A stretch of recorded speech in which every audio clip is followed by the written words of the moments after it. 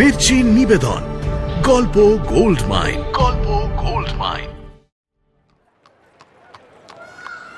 দিন কয়েক একটানা ঝড় বৃষ্টির পর আজ ঝলমলে রোদ উঠেছে।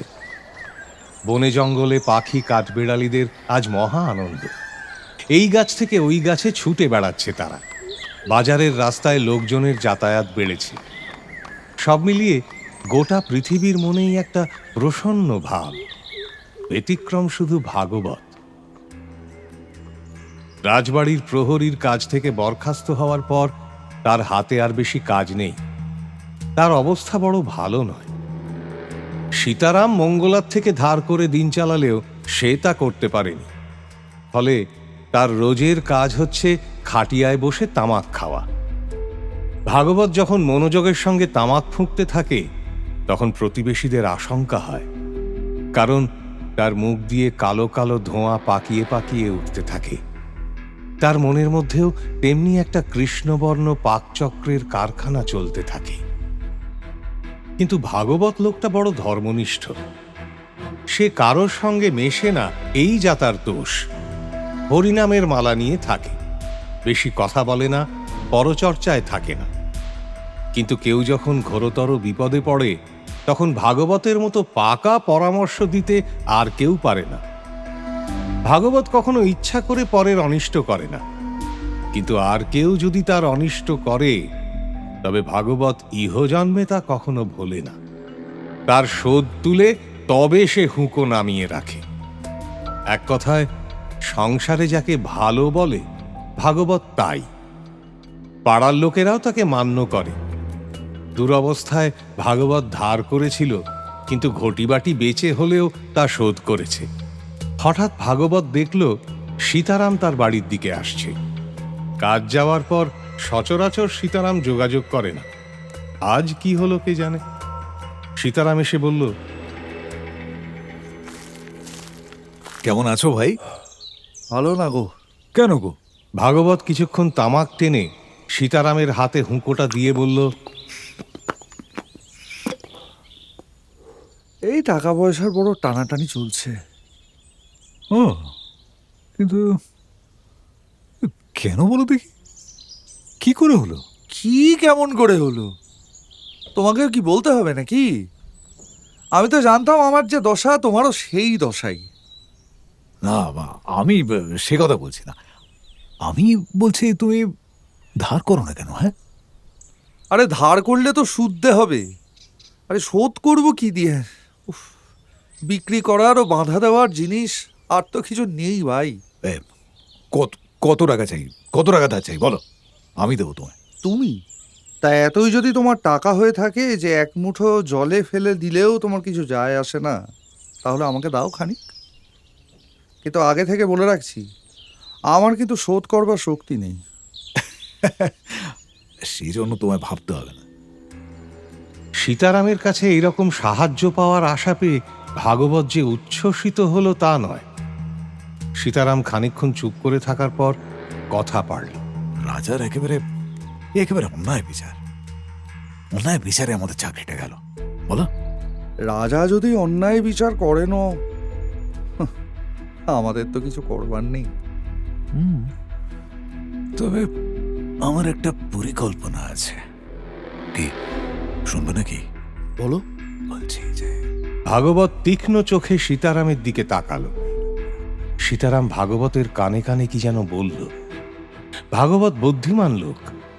খানিক ভাবনা চিন্তা করার পর তার মনে হলো সীতারাম মন্দ বলেনি কথাটা। কিন্তু এই ভাবনা বাস্তবায়িত করার জন্য দীর্ঘ পরামর্শ করা দরকার। দুজনে মিলে পরামর্শ করে যা স্থির হলো তা এই: একটা জাল দরখাস্ত লিখতে হবে, যেন যুবরাজ প্রতাপাদিত্যের নামে সম্রাট বিদ্রোহের অভিযোগ করে নিজ রাজ্য পাওয়ার জন্য দিল্লির সম্রাটের কাছে দরখাস্ত করছেন। তাতে যুবরাজের শিলমোহর মুদ্রিত থাকবে। রুক্মিণী যে আংটিটি নিয়ে এসেছে তাতে যুবরাজের নাম মুদ্রাঙ্কিত শিল আছে। অতএব কাজ অনেকটা এগিয়েই আছে। পরামর্শ মতো কাজ হলো। একখানা জাল দরখাস্ত লেখা হলো, তাতে যুবরাজের নাম মুদ্রিত রইল। স্থির হলো ভাগবত নিজে দরখাস্ত নিয়ে দিল্লীশ্বরের হাতে সমর্পণ করবে। কিন্তু ভাগবত সেই চিঠি নিয়ে দিল্লির সম্রাটের কাছে না গিয়ে গেল প্রতাপাদিত্যের কাছে।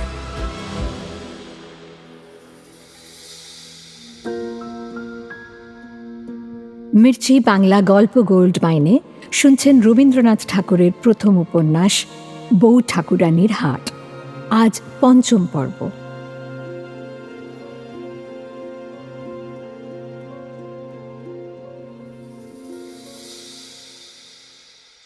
সুরমা চলে যাওয়ার পর থেকে রাজবাড়িতে আর প্রাণ নেই। প্রতাপাদিত্য মুখে স্বীকার করেন না বটে, কিন্তু রাজবাড়িকে যে এক সূত্রে সুরমাই ধরে রেখেছিলেন তা তিনি সুরমার প্রয়াণের পর বিলক্ষণ বুঝতে পারেন।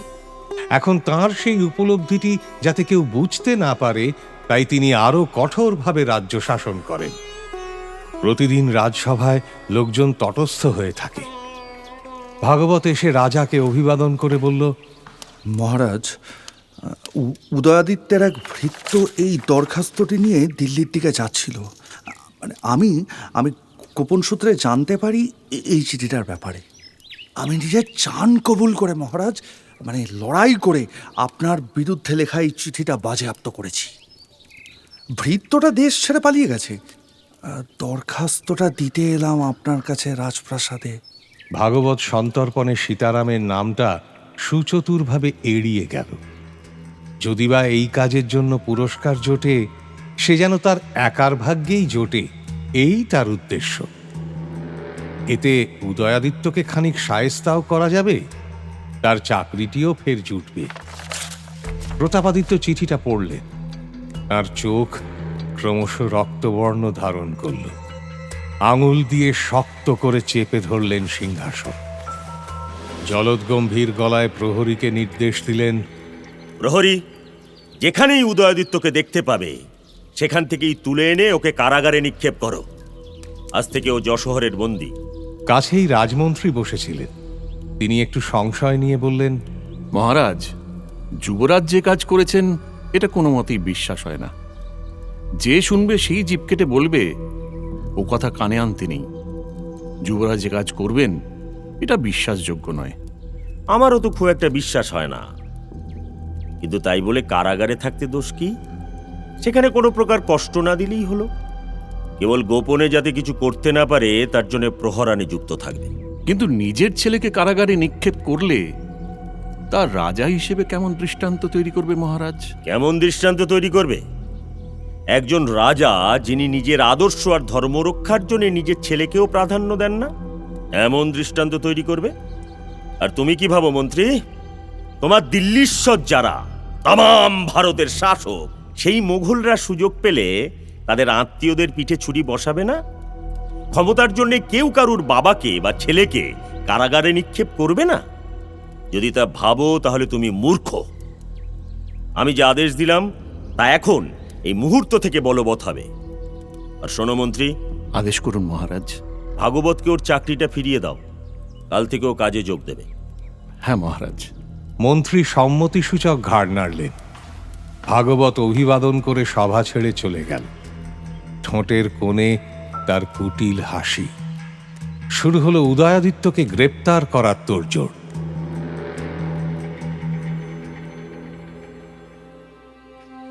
আজকাল বিভার প্রাণের ভেতর কেমন এক আশ্চর্য অন্ধকার জমাট বেঁধে থাকে।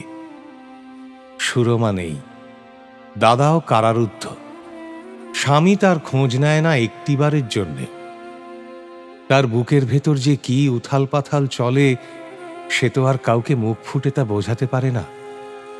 তবু যখন ঘরে একা থাকে, বিভা উপুড় হয়ে বালিশে মাথা রেখে কাঁদতে কাঁদতে স্বগতোক্তি করে যায়। স্বামীর উদ্দেশ্যে অভিমান পঞ্জীভূত হয়ে তৈরি হওয়া অনুযোগ ব্যক্ত করে।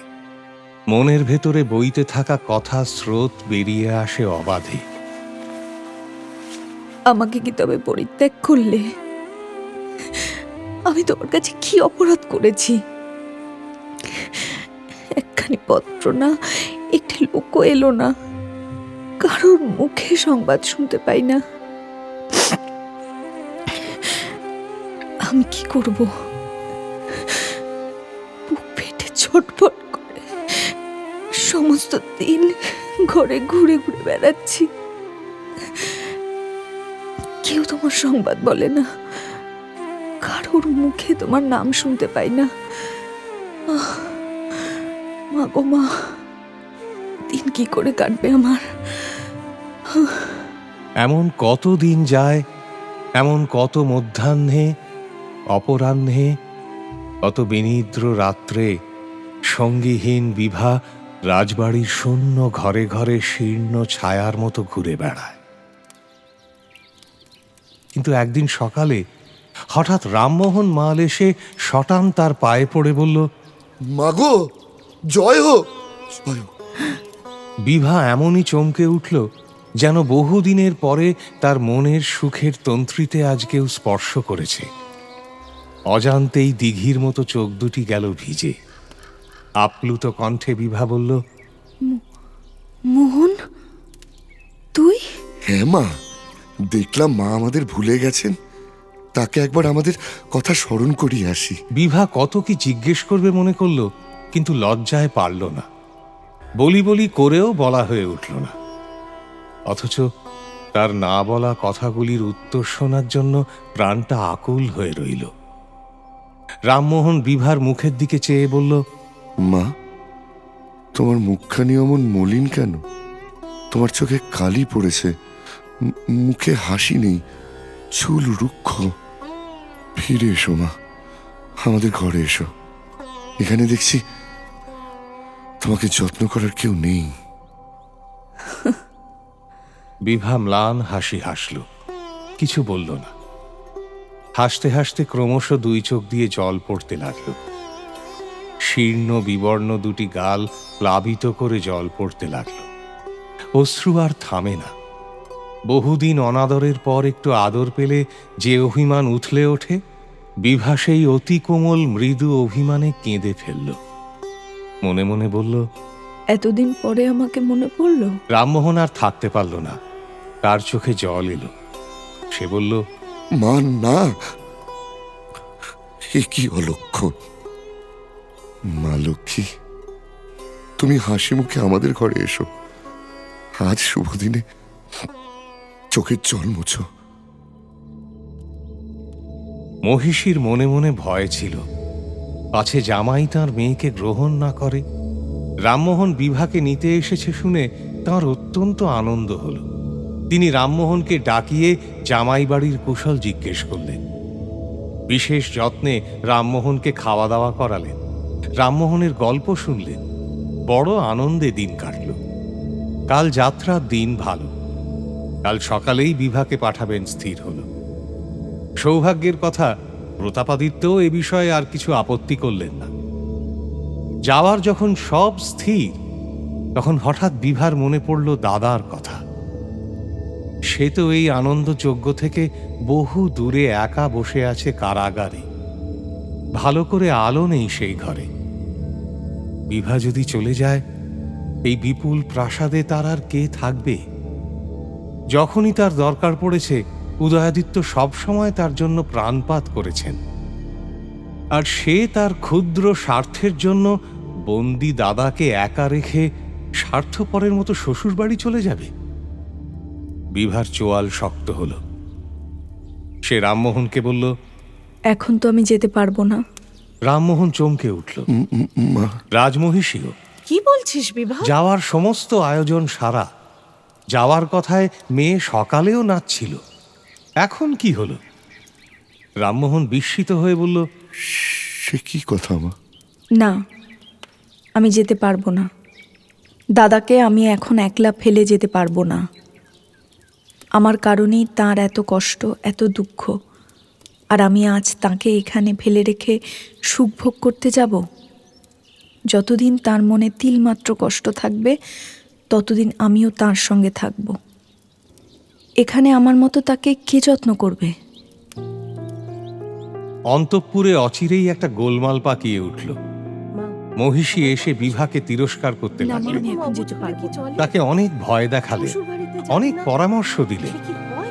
কিন্তু বিভা তার বক্তব্যে অনড়। বললাম এই তো কিন্তু আমি তুই যাবো না। ভীষণ বোকামি করছিস। রাজমহিষী শেষে বিরক্ত হয়ে প্রতাপাদিত্যের কাছে গিয়ে বললেন, মহারাজ, এই মেয়েকে নিয়ে আমি আর কিছুতেই পেরে উঠছি না। যাওয়ার সমস্ত আয়োজন স্থির, পালকি তৈরি। রামমোহন কত বড় মুখ করে চন্দ্রদ্বীপের নিমন্ত্রণ নিয়ে এসেছে, আর তোমার মেয়ে তার দাদার শোকে এমন মুহ্যমান যে সে আর যেতে পারছে না। সে গেলে নাকি তার দাদার যত্ন আত্মি হবে না। বলি, সে পৃথিবীতে আসার ঢের আগে, যখন তার দাদা একেবারে ছোট্ট, তখন তো আমি তার আদর যত্ন করতাম, তাকে তো আমিই মানুষ করলুম। কেন তার ওই বউ ঠাকরুন না থাকলে, সে না থাকলে তার দাদা কি না খেতে পেয়ে মরবে? তুমি এর একটা বিহিত করো মহারাজ, আমি আর পারছি না। প্রতাপাদিত্য কিন্তু বিচলিত হলেন না। ভীষণ নিষ্পৃহ শান্ত গলায় বললেন, বেশ তো, বিভার যদি ইচ্ছে না হয় তবে কেন যাবে? এ আবার কেমন কথা? আমি আর কিছু বলতে চাই না, তোমরা যা পারো করো, আমি চললুম। রাজমহিষী গিয়ে রামমোহনকে প্রতাপাদিত্যের রায়টা জানানোর পর রামমোহন একটা দীর্ঘশ্বাস ফেলে বলল, তাই হোক রানীমা, আমি তবে চললুম। বিভা কিছু বলতে পারল না, অনেকক্ষণ নিরুত্তর হয়ে রইল।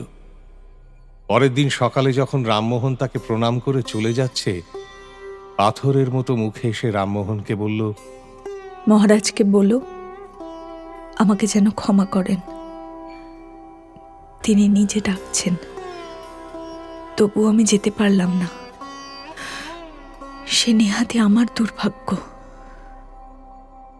রামমোহন ঘাড় নেড়ে মাথা হেঁট করে বিদায় নিল। বিভা দেখল রামমোহন বিভার ভাব কিছুই বুঝতে পারেনি। তার ভারী গোলমেলে ঠেকেছে। একে তো বিভার প্রাণ যেখানে যেতে চায়, বিভা সেখানে যেতে পারল না। তার উপর রামমোহন, যাকে সে যথার্থ স্নেহ করে, সে আজ রাগ করে চলে গেল। বিভার প্রাণে যে কি তোলপাড় হলো তা কেবল বিভাই জানে।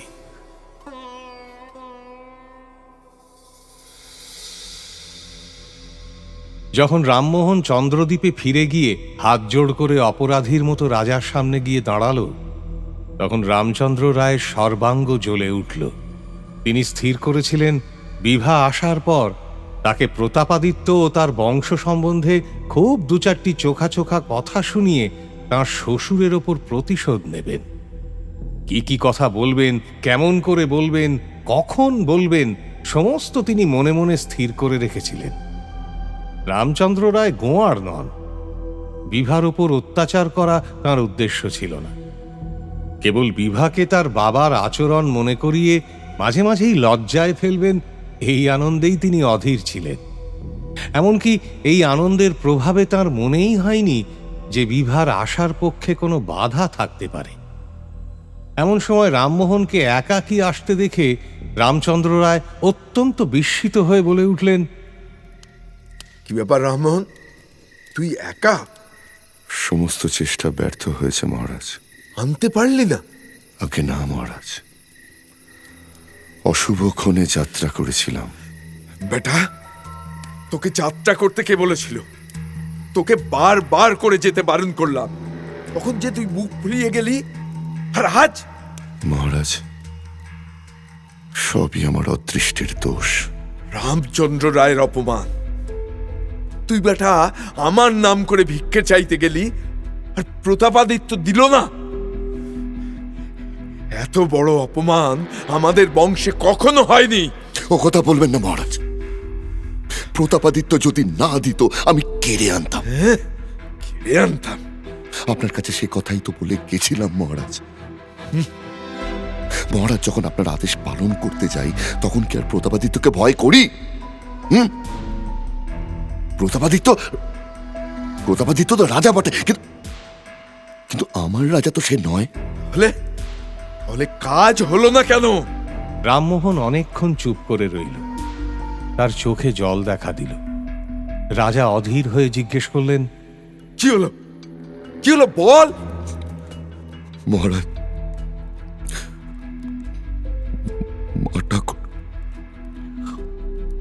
মা ঠাকুর আসতে চাইলেন না।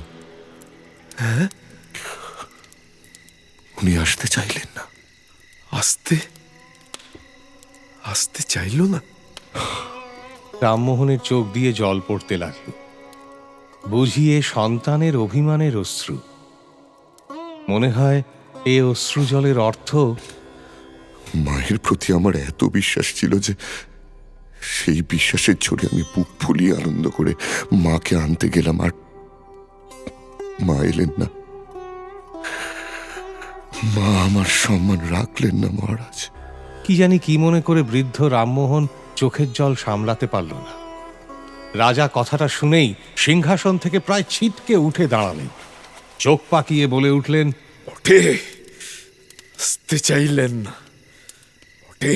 শুধু এটুকু বলার পর রাজার মুখে অনেকক্ষণ কথা জোগাল না।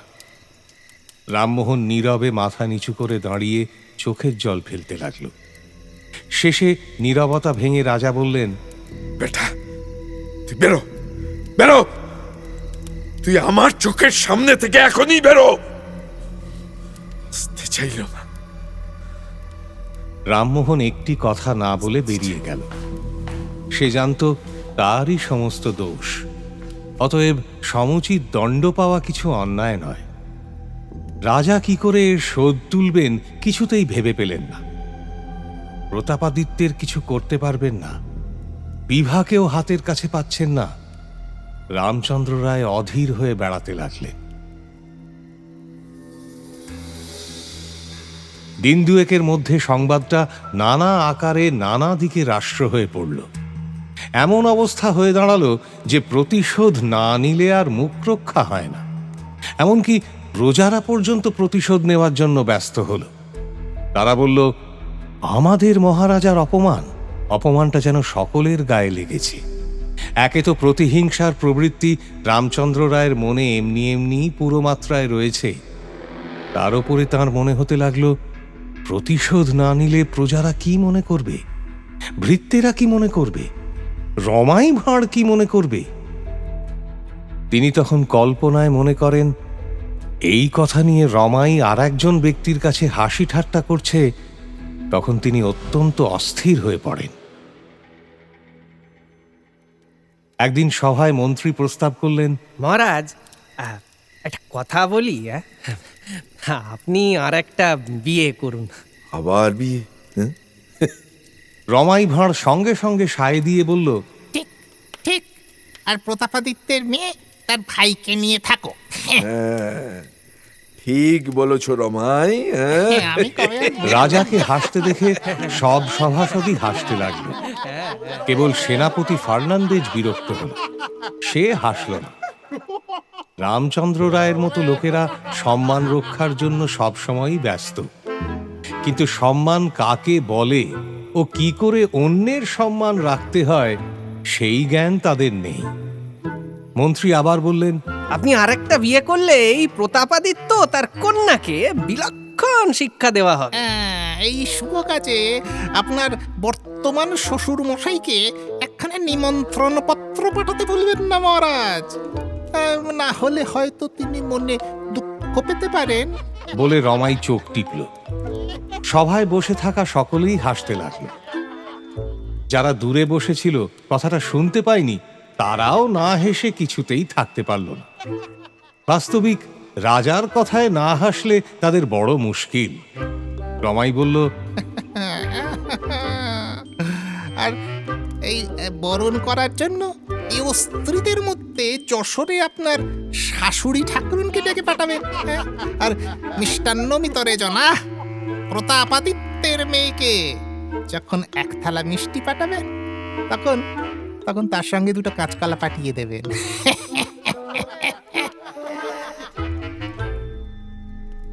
অশ্লীল রসিকতা আর যশোরের বাসিন্দাদের মুন্ডপাত চলতে লাগলো।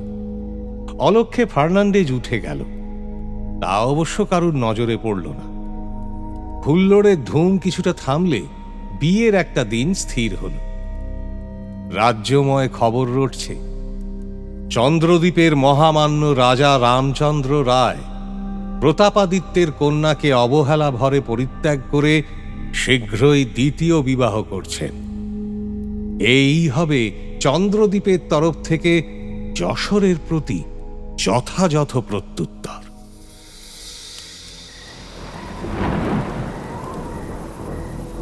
উদয়াদিত্যকে যেখানে আটকে রাখা হয়েছে সেটা ঠিক কারাগার নয়, জায়গাটা হলো প্রাসাদের লাগোয়া একটা ছোট্ট অট্টালিকা।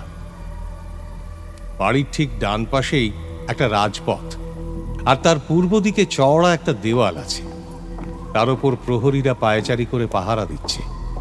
ঘরে একটা খুব ছোট জানলা কাটা, তার মধ্য দিয়ে খানিকটা আকাশ, একটা বাঁশঝাড় আর একটা শিব মন্দির দেখা যায়। সন্ধ্যা পেরিয়ে গেছে। উদয়াদিত্য জানলায় হেলান দিয়ে বাইরের দিকে মুখ করে বসেছিলেন। বর্ষাকাল, আকাশে মেঘ জমে আছে, রাস্তায় জল দাঁড়িয়েছে। নিস্তব্ধ রাতে হঠাৎ দু একজন পথিক চলছে, ছপ ছপ করে তাদের পায়ের শব্দ হচ্ছে। পূর্ব দিক থেকে কারাগারের হৃৎস্পন্দনের মতো প্রহরীদের পদশব্দ অনবরত কানে ভেসে আসে। আকাশে একটাও তারা নেই। যে বাঁশঝাড়ের দিকে উদয়াদিত্য তাকিয়ে আছেন সেটা জোনাকিতে একেবারে ছেয়ে গেছে। সে রাতে উদয়াদিত্য আর শুলেন না। জানলার কাছে বসে প্রহরীদের অবিরাম পদশব্দ শুনতে লাগলেন। হঠাৎ বাতাসে এক পরিচিত গন্ধ পেলেন। এই বর্ষার সন্ধে কোত্থেকে ভেসে এলো হাসনুহানার গন্ধ। এই বদ্ধ ঘরেও বয়ে এলো শীতল বাতাস। উদয়াদিত্য অবাক হয়ে দেখলেন ঘরে ঢুকে এসেছে সুরমা। মুখে এক আশ্চর্য প্রশান্তি, শরীরে এক অপার্থিব নীলাভ আভা। বিস্মিত যুবরাজের মুখ দিয়ে বেরিয়ে এলো, কে? সুরমা? সুরমা তুমি? সুরমা হাসল। হাসি থেকে যেন ঝরে পড়ল পারিজাত। উদয়াদিত্যের সমস্ত কষ্ট যেন মুছে গেল লহমায়। সুরমা সেই পরিচিত বেশেই এসে দাঁড়িয়েছে।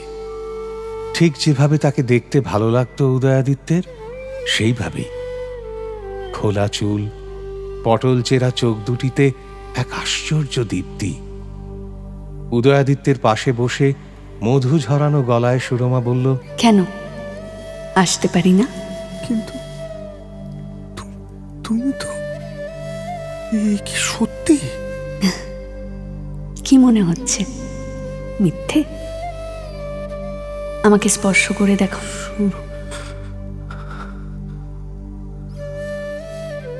উদয়াদিত্য মনে একটু দ্বিধা নিয়ে সুরমার কাজ ঘেঁষে বসলেন। আলতো হাতে সুরমার গালটি স্পর্শ করলেন। না, এ তো সুরমাই। উদয়াদিত্যের হতচকিত রূপ দেখে হেসে ফেলল সুরমা। তারপর স্বামীর এই করুণ রূপটি দেখে তার ওই অসম্ভব মায়াবী বিষণ্ণ চোখ দুটি ভিজে গেল। সিক্ত গলায় সুরমা জিজ্ঞেস করল, বড় কষ্টে আছো তাই না প্রিয়? না না, আমার কষ্ট কিসের সুরমা? এই তো তোমাকে দেখার জন্য আমি উতলা হয়ে থাকতাম, তোমাকে আরেকটি বার স্পর্শ করার জন্য আমি ব্যাকুল হয়ে থাকতাম সুরমা। এখন তুমি এসে পড়েছ, আমার আর একটুও কষ্ট নেই জানো।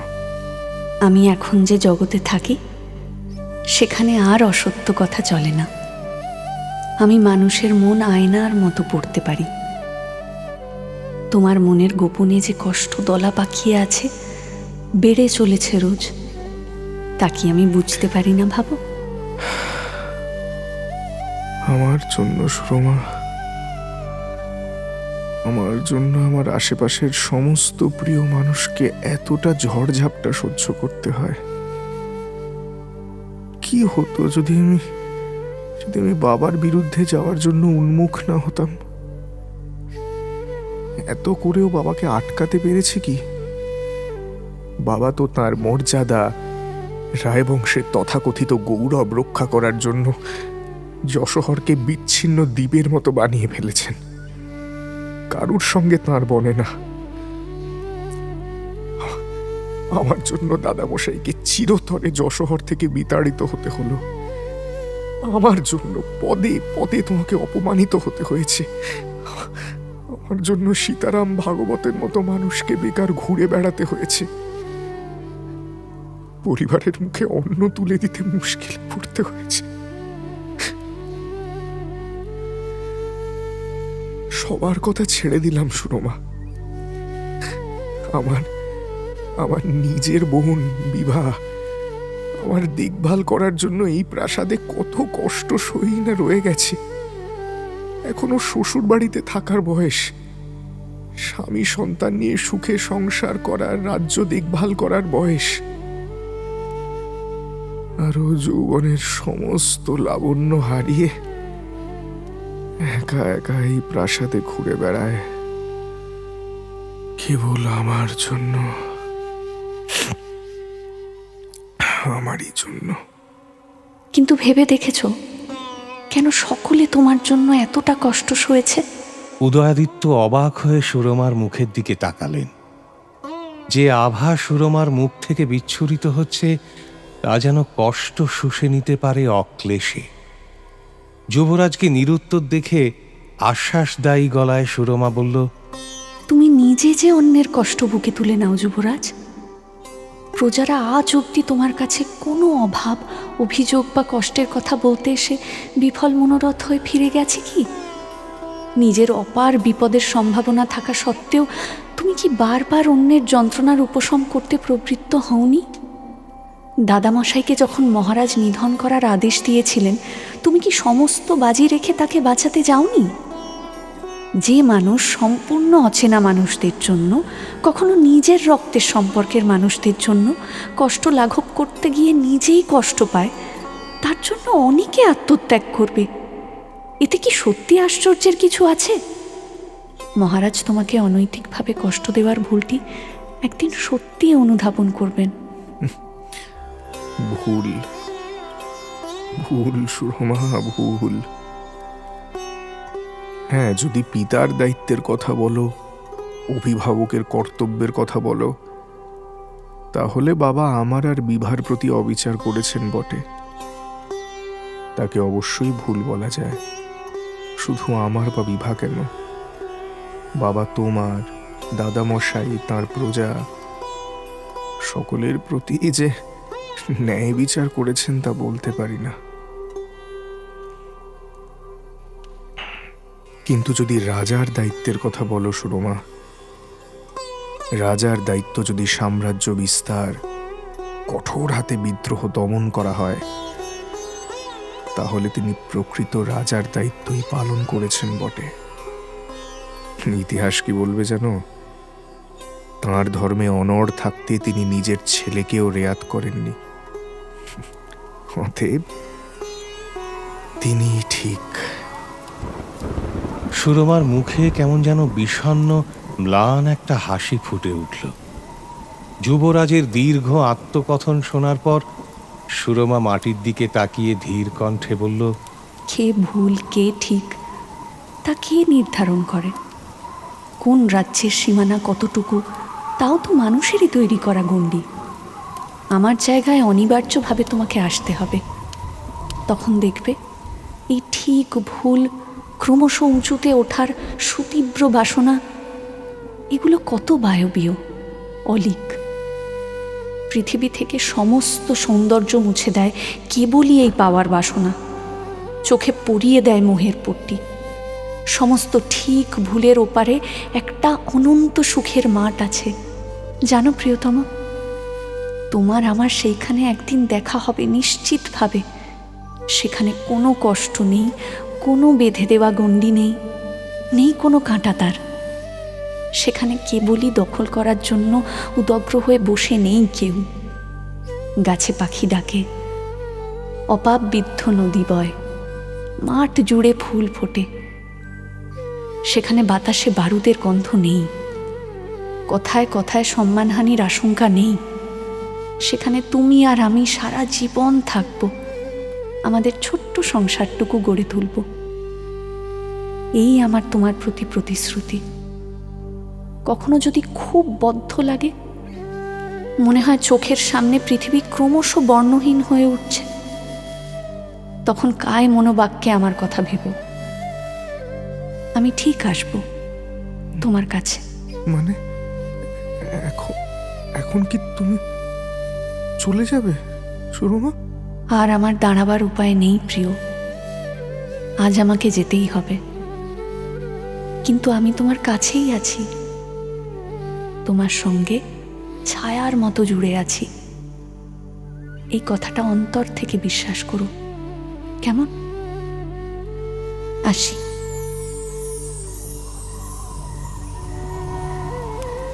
নিরুত্তর উদয়াদিত্যের সামনে থেকে ধীরে ধীরে চলে গেল সুরমা। ঘরে নীল আভা ভেসে বেড়ালো খানিকক্ষণ।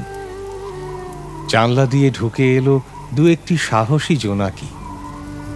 হাসনুহানার ঝিম ধরানো গন্ধে, বৃষ্টি ভেজা জলো হাওয়ায় উদয়াদিত্যের চোখ দুটো যেন লেগে এলো অজান্তেই। আকাশের দিকে তাকিয়ে উদয়াদিত্য ঘুমোলেন। বড় শান্তির সে ঘুম। মহারাজের হাতে পায়ে ধরে বিভা কারাগারে যুবরাজকে দেখতে যাওয়ার অনুমতি পেয়েছে। বিভা ঠিক করল রাত পোহালেই সে দাদার কাছে যাবে। তার মনে জমে থাকা সমস্ত কথা দাদাকে বলবে। দাদার মনের ভার লাঘব করতে সেও শুনবে দাদার সমস্ত দুঃখ কষ্টের কথা। সেই মতো ভোর হতে না হতেই বিভা প্রাসাদ থেকে বেরিয়ে কারাগারে প্রবেশ করল। গিয়ে দেখল উদয়াদিত্য বিছানায় শোননি, মেঝেতে বসে জানলার ওপর মাথা দিয়ে ঘুমিয়ে পড়েছেন। দাদাকে এত কষ্ট সহ্য করতে দেখে বোনের যে কি অপরিসীম দুঃখ হয় তা কি ভাষায় ধরা যায়? বিভার বুক ফেটে কান্না বেরিয়ে আসতে চাইলেও সে অনেক কষ্টে কান্না সামলে নিল। ধীর পায়ে নিঃশব্দে উদয়াদিত্যের কাছে গিয়ে বসল। আলো ফুটছে ধীরে ধীরে। পাশের বন থেকে পাখিরা গেয়ে উঠছে। কাছের মন্দির থেকে শাঁখ ঘণ্টার শব্দ উঠল। উদয়াদিত্য হঠাৎ চমকে জেগে উঠলেন। চারপাশে তাকিয়ে বিহ্বল চোখে সুরমাকে খুঁজলেন। কই, সুরমা তো নেই। চলে গেছে সেই মাতাল করা হাসনুহানার গন্ধ। ভগ্ন হৃদয়ে উদয়াদিত্যের বুঝতে বাকি রইল না গত রাতের পুরো ঘটনাটাই তাঁর স্বপ্ন। ঘুম জড়ানো চোখে বিভাকে দেখেই বলে উঠলেন, বিভা, তুই এসেছিস? কাল তোকে সারা দিন দেখিনি। মনে হয়েছিল বুঝি তোদের আর দেখতেই পাবো না। ও কি কথা? দাদা, তুমি মাটিতে বসে কেন? খাটে বিছানা পাতা রয়েছে, দেখে মনে হচ্ছে একবারও তুমি খাটে বসনি। এই দুদিন কি তবে মাটিতেই বসেছিলে একটা না? খাটে বসলে আমি যে আকাশ দেখতে পাই না বিভা। জানালার ভেতর দিয়ে আকাশের দিকে তাকিয়ে যখন পাখিদের উড়তে দেখি, তখন মনে হয় জানিস আমারও একদিন খাঁচা ভাঙবে। আমিও একদিন ওই পাখিদের মতো ওই অনন্ত আকাশে প্রাণের সাথে সাঁতার দিয়ে বেড়াবো। জানিস বিভা, এই জানলা থেকে যখন সরে যাই তখন চারদিকে অন্ধকার দেখি। তখন ভুলে যাই যে আমার একদিন মুক্তি হবে, একদিন নিষ্কৃতি হবে, জীবনের বেড়ি একদিন ভেঙে যাবে। এই কারাগার থেকে একদিন খালাস পাবো। জানিস বিভা? হ্যাঁ দাদা। এই কারাগারের মধ্যে এই 2 হাত জমি আছে, যেখানে এলেই আমি জানতে পারি আমি স্বভাবতই স্বাধীন। কোনো রাজা মহারাজা আমাকে বন্দি করতে পারে না দাদা। আর ওইখানে ওই ঘরের মধ্যে ওই কোমল শয্যা, ওইখানেই আমার কারাগার। বিভা কোনো কথা না বলে ঝরঝর করে কাঁদতে কাঁদতে দাদাকে আলিঙ্গন করল। উদয়াদিত্য চোখের জল ধরে রাখতে পারলেন না। বিভা, কাঁদিস নি বিভা। ক্রমে বিভাও প্রায় কারাবাসিনী হয়ে উঠল। ঘরের জানলার মধ্য দিয়ে যখনই সকালের আলো ঢুকত, কারাগারের দরজা খুলে গিয়ে তখনই বিভার নির্মল মূর্তি দেখা যেত। বিভা বেতনভোগী চাকরদের কিছুই করতে দিত না, নিজের হাতে সব করত। নিজে খাবার এনে দিত, নিজে বিছানা করে দিত।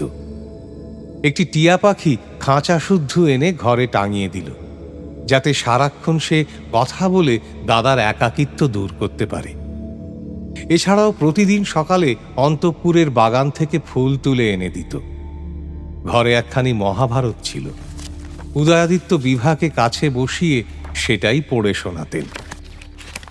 অন্যান্য দেশে দুধ পাঠাবার পর অর্জুন স্বয়ং দ্বারকায় যাত্রা করলেন। পাণ্ডবগণ কি করছেন তার সমস্ত সংবাদ দুর্যোধন তাঁর গুপ্তচরদের কাছে পেতেন। কৃষ্ণ বলরাম প্রভৃতি বিভা, মন দিয়ে শোন এটা। কৃষ্ণ বলরাম প্রভৃতি স্বভবনে ফিরে গেছেন শুনে কিন্তু উদয়াদিত্যের মনের ভেতর একটি কষ্ট জেগে আছে। তিনি তো ডুবতেই বসেছেন, তবে কেন এমন সময় এই বিভাকে আশ্রয় হিসেবে জড়িয়ে ধরে তাকে পর্যন্ত ডুবোচ্ছেন? প্রতিদিন মনে করেন বিভাকে বলবেন, তুই যা বিভা। বিভা, তুই যা, তুই আর আসিস না। কিন্তু বিভা ভোরের বাতাস নিয়ে, ভোরের আলো নিয়ে, তরুণী উষার হাত ধরে যখন কারাগারের মধ্যে প্রবেশ করে, তখন তিনি আর কোনো মতেই প্রাণে ধরে বলতে পারেন না, বিভা তুই যা, তুই আর আসিস না, তোকে আর দেখব না। রোজ মনে করেন কাল বলবো, কিন্তু সেই কাল আর কিছুতেই আসতে চায় না। অবশেষে একদিন দৃঢ় প্রতিজ্ঞা করলেন। বিভা এলো। বিভাকে বললেন, বিভা, তুই আর এখানে থাকিস না। তুই না গেলে আমি কিছুতেই শান্তি পাচ্ছি না। আমার কাছ থেকে তোরা শিগগির পালিয়ে যা। আমি শনিগ্রহ। দাদা, তুমি সব কি বলছো?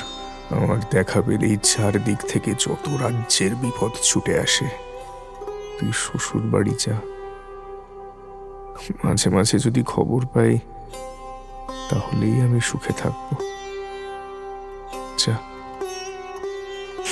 চুপ করে রইল বিভা। উদয়াদিত্য মুখ নিচু করে বিভার সেই মুখখানি অনেকক্ষণ ধরে দেখতে লাগলেন। তার দুই চোখ দিয়ে ঝরঝর করে অশ্রু পড়তে লাগলো। উদয়াদিত্য বুঝলেন, তিনি মুক্ত না হলে বিভারও মুক্তি নেই। আকাশের দিকে ঝাপসা চোখে তাকিয়ে তিনি ভাবতে লাগলেন, কিভাবে এই কারাগার থেকে মুক্তি পাওয়া যায়।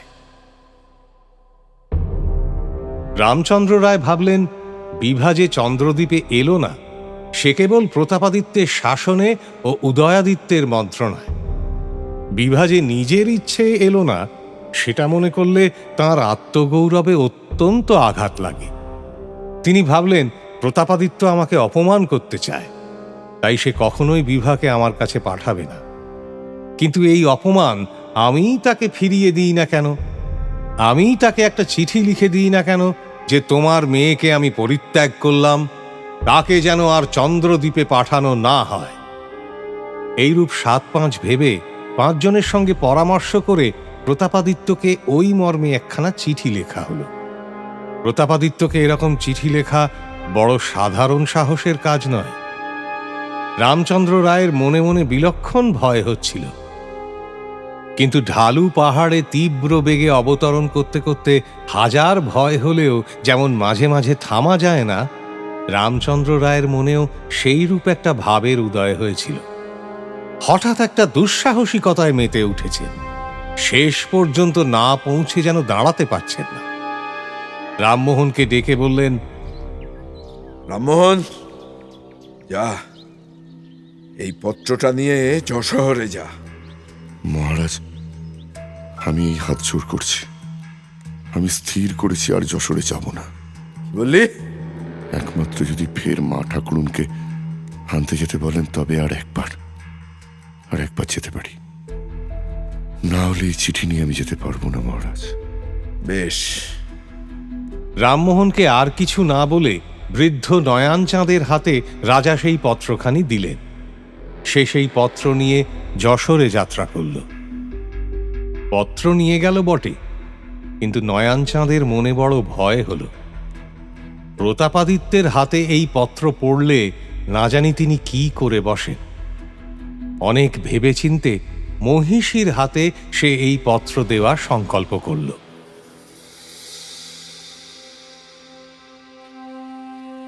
মহিষীর মনের অবস্থা বড় ভালো নয়। একদিকে বিভার জন্য তাঁর ভাবনা, আর একদিকে উদয়াদিত্যের জন্য তাঁর কষ্ট। সংসারের গোলমালে তিনি যেন একেবারে নাস্তানাবুদ হয়ে গেছেন। তাঁর যেন আর ঘরকন্যায় মন লাগে না। মাঝে মাঝেই হতোদ্যম হয়ে কেঁদে ফেলেন। মনের এই অবস্থায় তিনি এই পত্রখানি পেলেন। কি যে করবেন কিছুই ভেবে পেলেন না। বিভাকে কিছু বলতে পারেন না, তাহলে সুকুমার বিভা বাঁচবে না। মহারাজের কানে এই চিঠির কথা উঠলে কি যে অনর্থ ঘটবে তার ঠিকানা নেই। অথচ এমন সংকটের অবস্থায় কাউকে কিছু না বলে, কারো কাছে কোনো পরামর্শ না নিয়ে মহিষী বাঁচতে পারেন না। চারিদিকে অকুল পাথার দেখে কাঁদতে কাঁদতে প্রতাপাদিত্যের কাছে গেলেন। বললেন, মহারাজ, মহারাজ, বিভার তো যা হয় একটা কিছু ব্যবস্থা আমাদের করতে হবে। কেন বলো দেখি? না মানে কিছু যে হয়েছে তা নয়, তবে বিভাকে তো একটা না একটা সময় তার শ্বশুর বাড়িতে পাঠাতেই হবে। সে তো বুঝলাম, তবে এতদিন পর হঠাৎ সেটা মনে পড়লো। ওই দেখো, এই তোমার শুধু ওই এক কথা। আমি কি বলেছি যে কিছু হয়েছে? কিন্তু যদি কিছু হয় হবে আবার কি?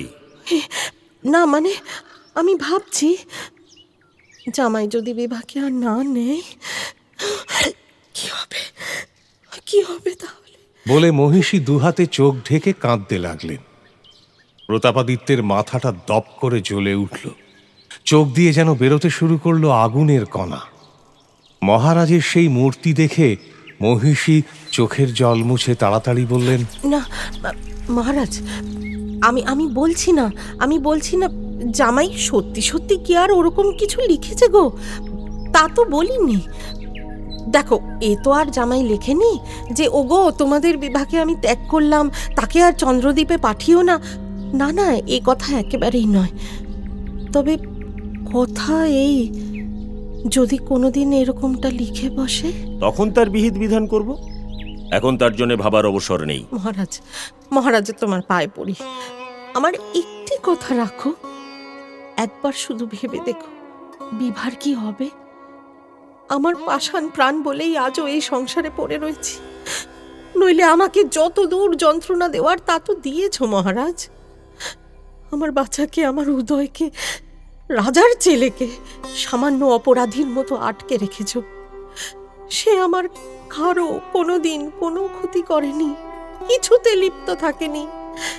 দোষের মধ্যে সে শুধু কিচ্ছু বোঝে সোঝে না, রাজকার্য শেখেনি, প্রজা শাসন করতে জানে না, তার বুদ্ধি নেই। তা ভগবান তাকে যা করেছেন তাতে তার দোষ কি? কিন্তু তাকেও তুমি বিনা বিচারে কারারুদ্ধ করে রেখেছ। ও কথা অনেকবার হয়ে গিয়েছে, যে কথা হচ্ছিল সেটাই বলো। হা ভগবান, হা ঈশ্বর, আমারই পোড়া কপাল। কি আর বলবো? বললে তুমি কিছু শোনো? একবার শুধু বিভার মুখের দিকে তাকাও মহারাজ। সে যে কাউকেও কিচ্ছু বলে না, সে কেবল দিনে দিনে শুকিয়ে যায়, পাথরের মতো হয়ে আসে। কিন্তু সে তো কথা বলতে জানে না। তার একটা উপায় করো মহারাজ, উপায় করো। প্রতাপাদিত্য বিরক্ত হয়ে উঠলেন। মহিষী আর কিছু না বলে ফিরে এলেন। প্রতাপাদিত্যকে কোনো কথা বোঝাতে যাওয়ার চেষ্টা করা বৃথা। তিনি এখন ক্ষমতার মোহে অন্ধ হয়ে আছেন। কোনো কথাই তার মাথায় ঢুকবে না। আত্মজ, পরিবার, সংসার সমস্ত কিছু তিনি বিস্মৃত হয়েছেন।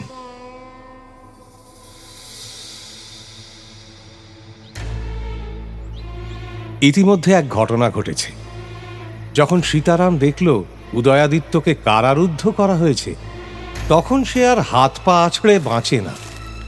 প্রথমেই সে গেল রুক্মিণীর বাড়ি, তাকে যা মুখে এলো তাই বলল। সর্বনাশী, তোর ঘরে আমি আগুন জ্বালিয়ে দেব, তোর ভিটে আমি ঘুঘু চড়াবো, ওর যুবরাজকে খালাস করব, তবে আমার নাম সীতারাম। আমি আজই রায়গড়ে চললাম। দাঁড়া দাঁড়া, রায়গড় থেকে ফিরে আসি, তারপর তোর কালা মুখ নিয়ে আমি স্থানের উপরে পড়বো, তোর মুখে চুন কালি মাখিয়ে শহর থেকে বের করে দেব, তবে জলগ্রহণ করব। এই তোর ভিটে দাঁড়িয়ে আমি প্রতিজ্ঞা করলাম, বুঝলি পিশাচিনী? রুক্মিণী কিছুক্ষণ এক পলকে সীতারামের মুখের দিকে তাকিয়ে এই কটু কথাগুলো শুনল। ক্রমে তার হাতের মুষ্টি দৃঢ় হল, দুই ঘন কালো চোখে যেন বিদ্যুৎ খেলে গেল। দাঁত কিড়মিড় করতে করতে অবদ্ধ ভাষায় সে কি সব বিড়বিড় করতে লাগলো। তার চুল ফুলে উঠেছে, হাত পা থরথর করে কাঁপছে। একটা পৈশাচিক অভিশাপ, একটা দুর্বোধ্য সর্বনাশী হিংসা সীতারামের মাথার উপরে যেন পড়ে পড়ে। সীতারামের হাতে নষ্ট করার মতো সময় নেই। সে দ্রুত বেরিয়ে গেল রুক্মিণীর কুটির থেকে। রুক্মিণী অস্ফুটে বলল, বটে, যুবরাজ তোমারই বটে। যুবরাজের বিপদ হয়েছে বলে তোমার গায়ে বড় লেগেছে, যেন যুবরাজ আমার কেউ নয়। পোড়ার মুখ, এটা জানিস না যে সে আমারই যুবরাজ? আমি তার ভালো করতে পারি আর আমি তার মন্দ করতে পারি। আমার যুবরাজকে তুই কারামুক্ত করতে চাস? দেখব কেমন তা পারিস। যুবরাজ যদি আমার না হয় তাহলে ও কারো হবে না। আমি যদি যুবরাজকে না পাই তাহলে ওর দিনের আলো দেখা হবে না কোনো দিন। ওকে ওই অন্ধকূপের মধ্যে পচে গলে মরতে হবে। যদি আমার সাধনায় কোনো খাদ না থাকে, যদি আমি মন থেকে পূজার্চনা করে থাকি, যদি আমার নিষ্ঠায় কোনো খামতি না থাকে, তাহলে তোদের কোনো শক্তির ক্ষমতা নেই আমাকে আটকে দেখায়। রুক্মিণী ফন্দি আঁটতে লাগলো কিভাবে উদয়াদিত্যকে মুক্ত করার সমস্ত প্রয়াস নস্যাৎ করা যায়। আর সীতারাম সেদিনই চলল রায়গড়ে।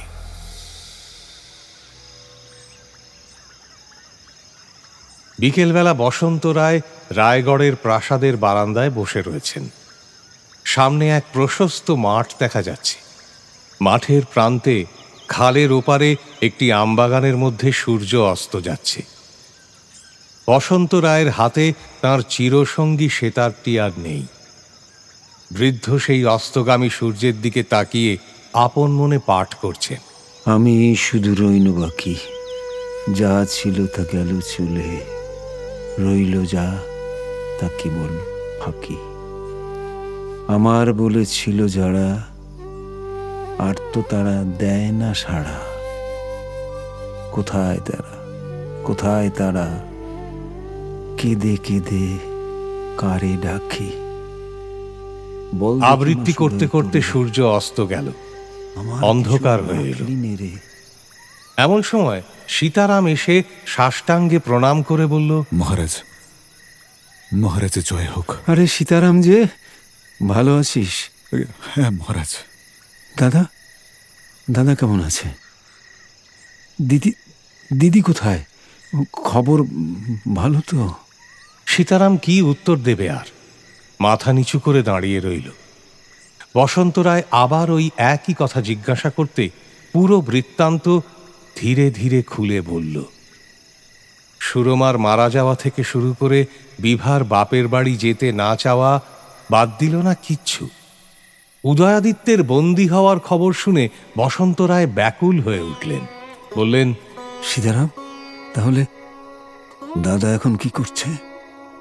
তাকে কি সবাই বন্ধ করে রেখেছে? হ্যাঁ মহারাজ। তাকে কি কেউ একবার বেরোতে দেয় না? সে একা কারাগারে বসে আছে। বসন্ত রায় এই কথাগুলো বিশেষ কোনো ব্যক্তিকে জিজ্ঞেস করেননি, নিজে নিজেই বলছিলেন। সীতারাম তা বুঝতে পারেনি। সে উত্তর দিল, হ্যাঁ মহারাজ। ভাঙা গলায় বসন্ত রায় বলে উঠলেন, দাদা তুই আমার কাছে আয় রে, তোকে কেউ চিনল না। যে কোনো সমস্যা হলেই বসন্ত রায় প্রতাপাদিত্যের সঙ্গে সরাসরি কথা বলেই তা মিটিয়ে নেওয়ার চেষ্টা করেছেন। তা তাঁকে হত্যা করার ব্যাপারেই হোক, রামচন্দ্রকে মারার আদেশ খারিজ করার ক্ষেত্রেই হোক, বা বিভাকে শ্বশুরবাড়ি পাঠানোর ক্ষেত্রেই হোক। এখনো তিনি ঠিক করলেন, যতই তাঁর ওপর যশোরে যাওয়ার নিষেধাজ্ঞা থাকুক না কেন, তিনি সরাসরি প্রতাপাদিত্যের সঙ্গে কথা বলতে যাবেন। প্রতাপাদিত্যের সভাঘরে অন্য 5 দিনের মতোই কাজকর্ম চলছে। প্রতাপাদিত্য আগের চেয়েও কড়া হাতে রাজ্য চালান, ফলে সভাসদরা সবসময় তটস্থ হয়ে থাকেন। আজ সভার স্বাভাবিক কার্যকলাপের মধ্যে যখন হঠাৎ বসন্ত রায় বিনা বাক্যব্যয়ে সভায় ঢুকে পড়লেন, তখন সবাই চমকে উঠল। বসন্ত রায়কে সেই যে যশোর থেকে তাড়িয়ে দেওয়া হয়েছিল উদয়কে প্রশ্রয় দিয়ে বিগড়নোর দায়ে, তারপর থেকে কেউ এই সভাঘরে বসন্ত রায়ের নামটুকুও উচ্চারণ করেনি।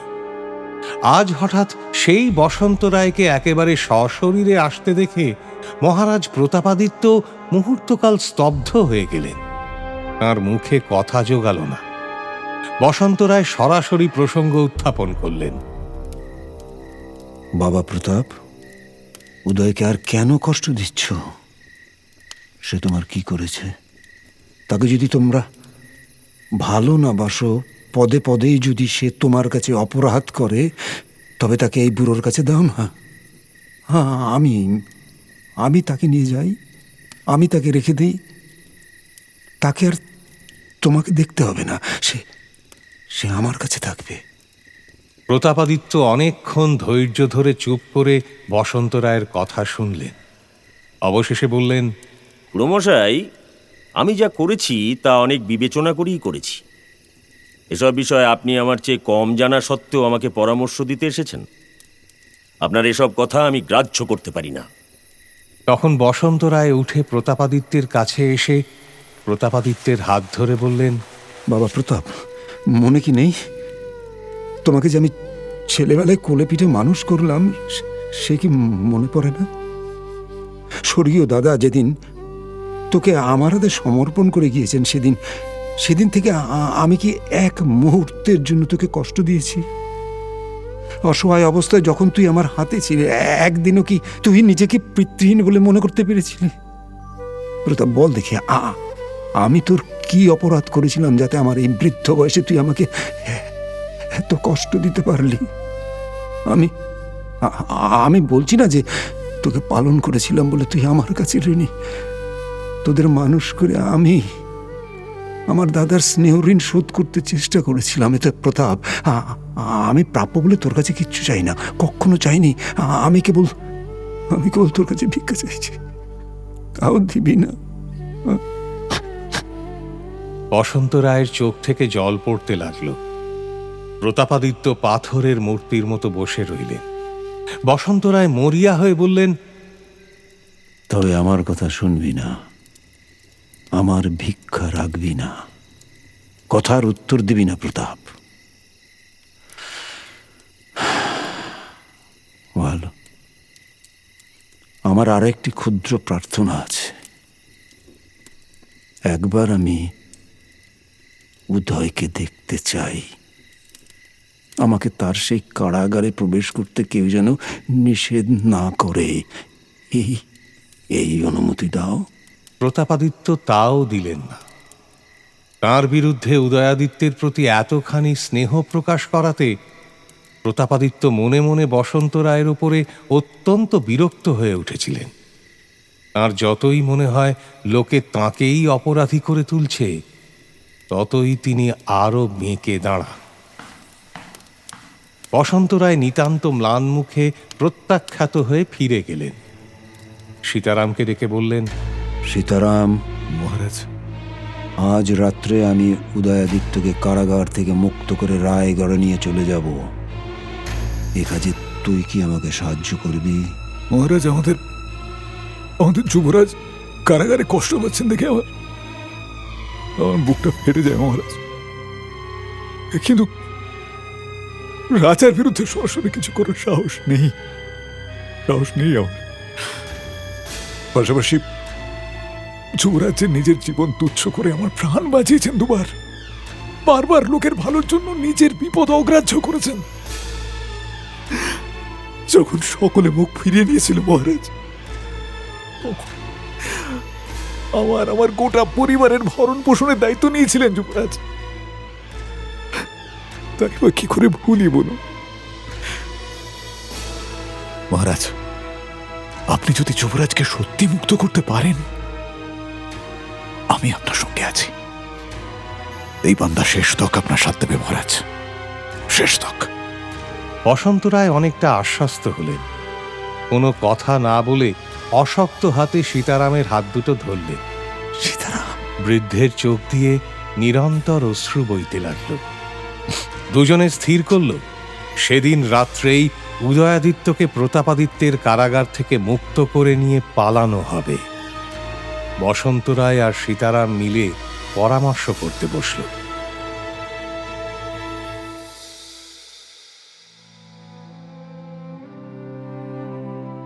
হঠাৎ জ্বলে উঠল আগুন। উদয়াদিত্যর পালানোর খবরে রুক্মিণী তার অতৃপ্ত প্রতিহিংসার যন্ত্রণায় অস্থির হয়ে উঠল। বসন্ত রায়ের কাছে পৌঁছল প্রতাপাদিত্যর আদেশনামা।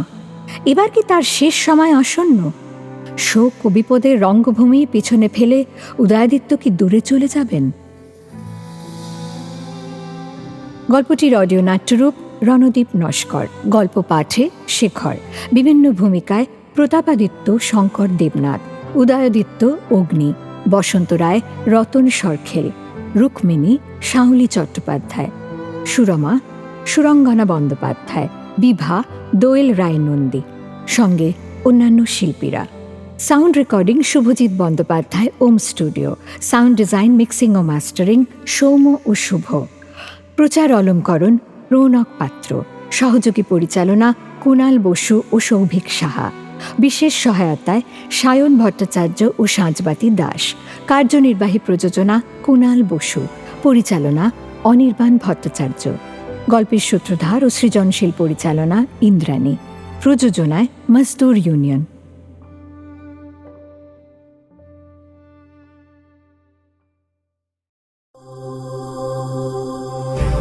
মির্চি নিবেদন গল্প গোল্ড মাইন।